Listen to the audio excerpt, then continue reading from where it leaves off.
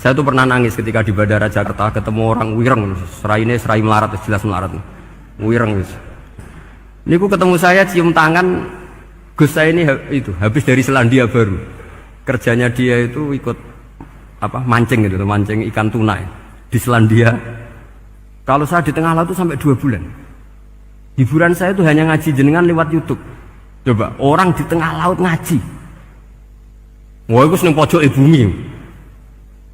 Jadi ini umat Rasulullah Shallallahu Alaihi Wasallam.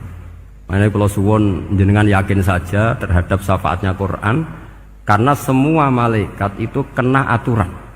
Di antara aturannya adalah tidak boleh menyiksa orang yang di hatinya ada Al-Quran. Fa inna Allaha ta'ala la yu'adzibu qalban wa al-Qur'ana, karena Allah tidak akan menyiksa hati yang ada di Quran, yang ada Qurannya.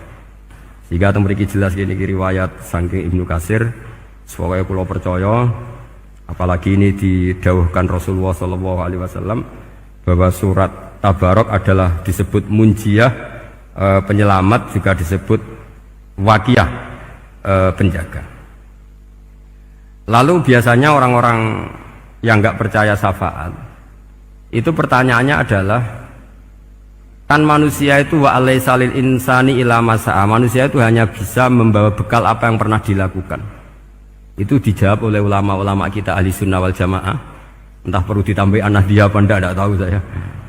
Saya ini kata orang banyak termasuk pengurus PBNU, tapi saya itu tetap nggak pati srek. Kalau ahli sunnah saja, tidak usah ditambahi An-Nahdiyah. Karena nanti malah tidak global ini, ahli sunnah kok lokal ini jadi ribet. Ya tapi kalau kita di Indonesia ya ditambahi An-Nahdiyah tidak apa-apa. Karena mau tidak mau memang dalam hal ikramus sahabah mungkin kita dengan Wahabi itu sama-sama ikramus sahabah. Tapi dalam hal percaya wasilah kita ini ada miripnya dengan Syiah, karena Syiah percaya wasilah, NU percaya wasilah. Tapi dalam bab ikramu kulli sahabah beda kita dengan Syiah. Fa innas Syiin itu ada sahabat yang dihormati, ada yang enggak. Akhirnya terus kita karena itu terus bikin ahli sunnah An-Nahdiyah, karena Wahabi itu ya ahli sunnah tapi enggak percaya wasilah. Ya katanya gitu, kata para pakar-pakar. Saya sendiri hanya nirukan, saya tidak punya kepentingan untuk menganalisis itu. Karena pertanyaan di kuburan itu ya gampang, nanti marabbuka wa manabiuka itu gampang lah. Tapi ada KNU juga, ada nanti Gus pertanyaannya, wa ma jam'iyatuka. Waduh ribet itu, lama-lama wa ma hizbuka, partai kamu apa? Ribet kan kalau semua orang kreasi nambahin, malah ribet kan. Tapi lewat ngaji ini saya pastikan bahwa surat Tabarok itu luar biasa. Terus saya teruskan. Wa qad rawat Tabrani wal Hafidz Ad-Diya al-Muqaddasi min tariqi Salam bin Sadrusih qala Rasulullah sallallahu alaihi wasallam suratun fil Qur'ani khosomat an sahibiha hatta adkhalathul jannah. Jadi ada surat di Quran yang mati-matian membela yang hafal sampai surat itu memasukkan orang itu ke surga, yaitu Tabarakalladzi biyadihil mulk.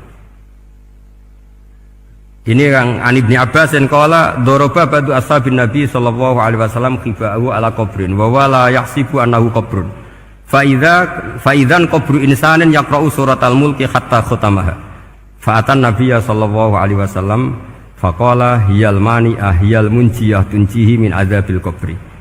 Jadi ada sahabatnya Nabi, karena kemalaman dia bikin tenda di kuburan, dia agak ngira kali itu kuburan. Ternyata di situ ada orang Sohibul Qabri ini baca surat Tabarok. Kemudian peristiwa itu dilaporkan ke Rasulullah. Jawabnya Nabi apa? Memang surat Tabarok itu al-mani'ah, yang bisa menghalau atau menolak azab. Terus hiyal munjiyah, memang surat Tabarok itu menyelamatkan tunjihi min adzabil qabri, akan menyelamatkan orang itu dari siksa kubur. Ikut ke sekolah. Wa qala Tabrani haddatsana Muhammad bin Hasan. Terus qala Rasulullah sallallahu alaihi wasallam lawadittu annaha fi qalbi kulli insani min ummati. Karena keramatnya surat Tabarok seperti itu, kata Nabi lawadittu pakai lam taukid. Yakti seneng ingsun annaha di surah yaitu Tabarok fi qalbi kulli insani min ummati. Karena keramatnya surat Tabarok seperti itu, saya suka kalau semua umat saya itu hafal itu. Nah, alhamdulillah barokahnya didikan para kiai, para guru, hampir semua kita ini hafal surat Tabarok. Daripada yang kampanye harus hafal Quran semua, ya sudahlah, ini al-maisur la yasqutubil ma'sur, atau ma la yudraku kulluh la yudraku kulluh. Jadi saya itu punya santri orang Sulawesi, itu dulu guru gitar, santri di Jogja. Dia dulu sekolah kesenian di Jogja terus jadi guru gitar. Saya ini kan kiai fikih, saya mazhabnya sama dengan Pak Najib, termasuk ngaramkan gitar saya ini. Mau tak haramkan kok ragilem ngaji malah ribet, tak halal ngomong gitar kok tak halal. Semeneng ae. Semeneng ae. Saya niru Mbah Mun, nek gak ono jawabane semeneng gak. Ya tak kok kadang, Gus, main gitar hukumnya piye? Kurang pegawean tak jawab. Halal tak haram, Gus? Kurang pegawean jelas. Halal haram tak kok ribet. Tapi yang unik dari itu apa? Tiap tahun Beb itu datang ke saya setor surat Tabarok. Kadang ya setor 5 ayat, 20 ayat, sampai khatam. Naik pesawat dari Sulawesi. Gara-gara ngaji saya, sudahlah Gus, sementing aman. Jadi, aku ning donya wis main gitar, saya enakku, nak gak apal Tabarok bahaya gitu. Dia ngapalkan, apal betul. Sekarang kemarin setornya khatam. Ya hanya untuk ngelawan malaikat saja itu, untuk ngelawan malaikat itu. Saya kok tertarik gitu. Lah yang repot saya, Beb, saya kiainya ngajarkan itu tapi lupa ngajarkan haramnya yang gitu-gitu. Wah ya ribet ya, sudahlah nanti biar virusi Allah Subhanahu wa ta'ala. Sudah itu sudah. Karena jadi kiai itu repot. Saya pernah, Beb, tanggal 1 Syawal itu punya teman zaman di Sarang. Wonge wis wireng kriting soer, wireng kriting. Jarang ke saya tanggal 1 Syawal kecuali pas itu. Ternyata datang tuh karena teman saya, semakan senior saya, mau teko mau ngijazahi saya. Gus, kowe nak dadi kiai sing hati-hati. Aja geman dalil sing ora iso nglakoni. Ono apa? Dia itu datang ke saya berarti tanggal 2 ya, tanggal 2 sore. Dia itu pas Idul Fitri itu pidato. Man shoma Ramadan wa atba'ahu sitan bin Syawal faka'annama shoma dahrakullah. Itu orang lugu-lugu poso. Bareng tanggal loro pas wandekne rokokan. Terus wong lugu-lugu, wah rugi bah aku poso jebule jenengan ra kena dinut. Jadi semuanya yang poso 6 hari itu ngikuti kiai itu. Ternyata pas disowani pas rokokan, rugi bah aku anut jenengan. Tak nut poso jebule jenengan gak poso. Aku yang mending ngene, lha opo kowe dalil ngono barang lho, lha opo ora iso nglakoni. Makanya ini hati-hati para kiai, nek dalil sing ora iso nglakoni ra usah. Nak khutbah id ora usah cerita poso 6 hari, kok malah diciri orang. Ya cerita wae wong nak berposo dosane di sepuro insyaallah, pokoke yang gampang-gampang saja. Nak dolan ning gone wong awan-awan dosa ganggu. Nak ra dolan sombong gak gelem silaturahim. Wae ngomong yang umum-umum saja. Jangan dalil poso 6 apa? Hari. Itu sekali ada yang anut ternyata kamu ndak bisa, wah itu repot. Ya jadi saya berharap sekali keyakinan guru-guru kita bahwa Al-Quran mensyafaati itu kita terima. Kita terima an ilmin wa an bayinatin wa an hujatin. Kita bukan sekedar terima karena itu dawe guru, enggak, tapi satu bayinah. Yaitu logikanya adalah malaikat itu mukallaf. Mukallaf itu kena aturan hukum. Jika manusia kena aturan hukum harus menghormati orang hafal Quran, maka malaikat juga kena aturan yang sama. Yaitu harus menghormati yang hafal Quran. Jadi boleh kamu nanti ketemu malaikat mungkar nakir, sertifikat Iqra khatam, qiraati khatam. Syahadah saya hafid terbaik. Ya supaya dia enggak sembarangan nyiksa kita. Wah aku yakin mesti gak wani, yakin. Jajal sebenarnya. Tapi sampean matur, ojo tes tapi.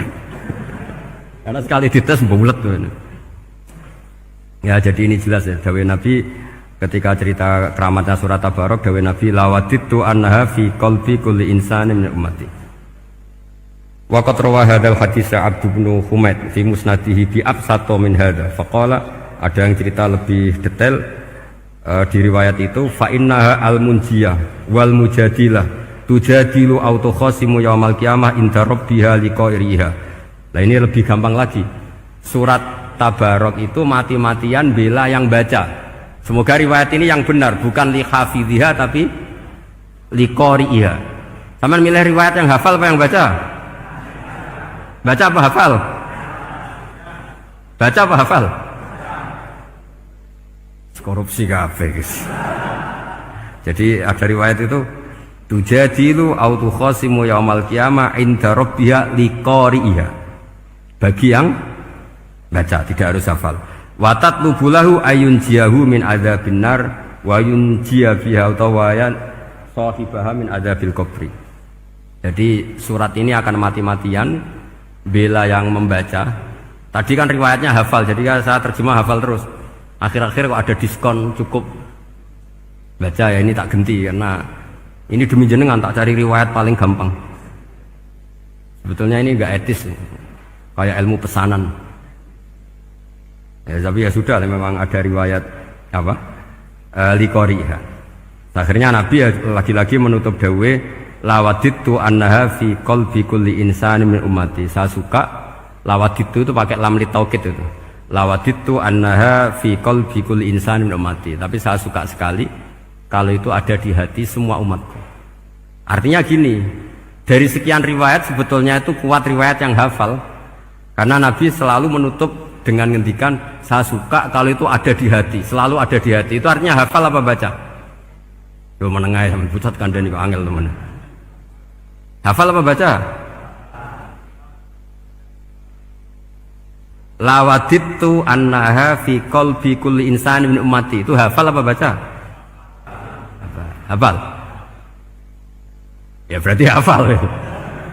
Ini yang hafal tabarok berapa? Semua ya? Hafal semua? Aman berarti, no?